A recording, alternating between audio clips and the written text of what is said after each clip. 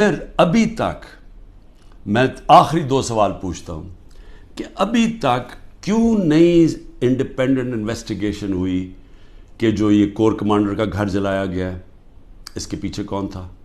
کیوں نہیں independent investigation? کیونکہ یہ کوئی نہیں ہوتا کہ جی آپ ہی فیصلہ کریں کس نے کیا اور آپ ہی پکڑ کے ان کو سزائیں دے دیں.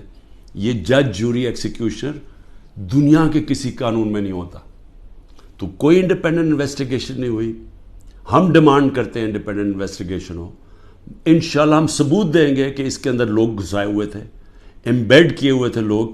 جس طرح میرے گھر کے باہر پلان بنا ہوا تھا کہ انہوں نے پولیس کے دونوں اسلام آباد آئی جی نے لوگ تیار کیے ہوئے تھے، پولیس والے چند تھے، یہاں لاہور کے آئی جی نے پلان کیا ہوا تھا اور انہوں نے مل کے یہاں سے گولی چلانی تھی پولیس کے اوپر، انہوں نے پھر پورا اٹیک کرنا تھا واپس. یہ سارا پلان بنا ہوا تھا جو میں نے 22 مارچ کو پبلک کو پہلے بتا دیا.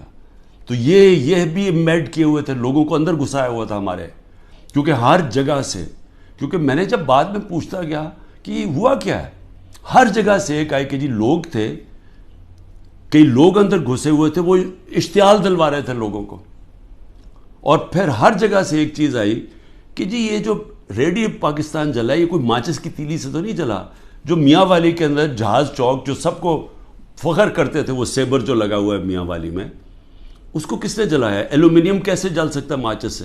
کوئی پلان ہی تھا نا. تو چلیں ہم غلط ہو سکتے ہیں لیکن انڈیپینڈنٹ انویسٹیگیشن تو ہونا چاہیے نا اس کا. وہ کیوں نہیں ہو رہا؟ اور مجھے افسوس ہے کہ جو فضا بنائی ہوئی ہے کہ غدار پوری پارٹی کو غدار بنایا ہوا ہے، اس فضا کے اندر یہ نہیں ہونے لگا.